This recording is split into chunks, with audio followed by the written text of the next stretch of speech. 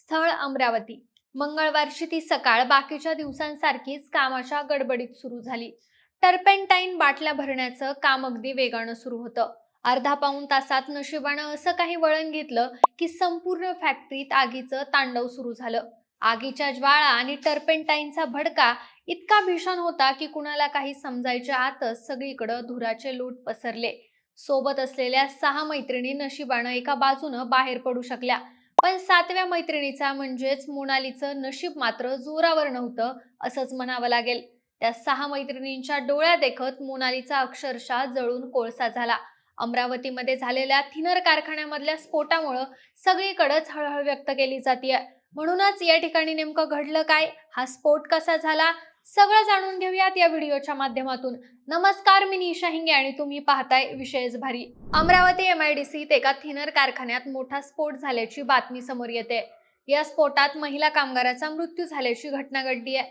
अमरावतीच्या राजापेठ MIDC परिसरातील असलेल्या थिनर बनवणाऱ्या एका केमिकल फॅक्टरीत मंगळवारी सकाळी दुर्घटना घडल्याचं सांगण्यात येत आहे. या प्रकारात मृत्यू झालेल्या महिलेचं नाव मोनाली कोडापे असं आहे. ती हरदोली तहसील आर्वी इथली रहिवासी आहे. मिळालेल्या माहितीनुसार ही घटना मंगळवारी सकाळी 10 वाजायच्या सुमारास घडली. थिनरच्या फॅक्टरीत टर्पेंटाईनच्या बाटल्या भरण्याचं काम सुरू असताना अचानक मोठा स्फोट झाला. स्फोटानंतर घटनेवेळी उपस्थित असलेल्या इतर 5 ते 6 महिला कामगारांनी लगेचच फॅक्टरीतून पळ काढला. त्या थोडक्यात बचावल्या गेल्या, मात्र यावेळी त्यांची मैत्रीण मोनाली कोडापे ही बाहेर पडू शकली नाही आणि यामध्ये तिचा मृत्यू झाला. आता असं का झालं, यासाठी घटनाक्रम जाणून घेऊ. तर मंगळवारची सकाळ बाकीच्या दिवसांसारखीच कामाच्या गडबडीत सुरू झाली. टर्पेंटाईनच्या बाटल्या भरण्याचं काम इथं सुरू होतं. अर्ध्या पाऊण तासातच संपूर्ण फॅक्टरीमध्ये आगीचा तांडव सुरू झाला. कुणाला काही समजायच्या आतच सगळीकडे धुराचे लोट पसरले. सोबत असलेल्या 6 जणी एका बाजूनं बाहेर पडल्या, मात्र त्यांची अजून एक मैत्रीण मोनाली जिथं उभी होती तिथलं शटर बंद होतं, त्यामुळे तिला बाहेर पडता आलं नाही. आम्ही तिला वाचवण्यासाठी ओरडत होतो, पण आगीच्या झळा प्रचंड होत्या आणि तिच्या बाजूला असलेलं शटरही बंद होतं, त्यामुळे आम्हाला काहीच करता आलं नाही, असं तिच्यासोबत काम करणाऱ्या प्रतिभा राऊत यांनी सांगितलं. यावेळी प्रतिभा यांच्या डोळ्यात पाणी होतं. 6 मैत्रिणींच्या डोळ्या देखत मोनाली अक्षरशः होरपळत होती, पण तिला वाचवण्यासाठी पुढे येणं आगीमुळे कुणाला शक्य झालं नाही. या आगीत अजून एका महिला कर्मचारी गंभीर जखमी झाली असून तिला तात्काळ रुग्णालयात दाखल करण्यात आलंय. तिची प्रकृती चिंताजनक असल्याचं समजतंय. या संपूर्ण घटनेत सगळ्यात जास्त भीषण काय असेल तर ते म्हणजे मोनालीचा नवरा सुनील यांना बसलेला धक्का.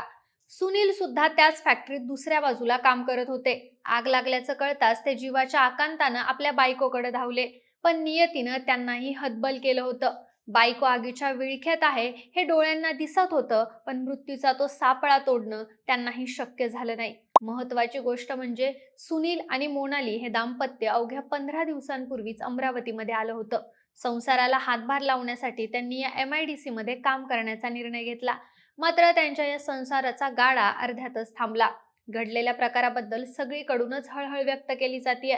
अपघाताची माहिती मिळताच अमरावती अग्निशमन विभाग आणि राजापेठ पोलीस तात्काळ घटनास्थळी पोहोचले. अग्निशमन दलानं आग आटोक्यात आणण्याचं काम केलं होतं. संबंधित प्रकरणाची माहिती समोर आली तेव्हा फॅक्टरीला लागलेली आग नियंत्रणात आणण्यात आली. घटनेवेळी गोपी इंडस्ट्रीचे मालक घटनास्थळी उपस्थित नसल्याचं समजलं, तेव्हा पोलिसांनी त्यांच्याशी संपर्क साधण्याचा प्रयत्न केला. दरम्यान मृत महिलेचा म्हणजेच मोनालीचा मृतदेह पूर्णपणे जळाला असल्यामुळं शवविच्छेदनासाठी विशेष प्रक्रिया करण्यात येणार आहे. या स्फोटाच्या कारणाबाबत अनेक प्रश्न उपस्थित झालेत. रासायनिक हाताळणी, निष्काळजीपणा किंवा तांत्रिक बिघाड तसंच सगळ्या पैलूंचा अभ्यास केला जातोय.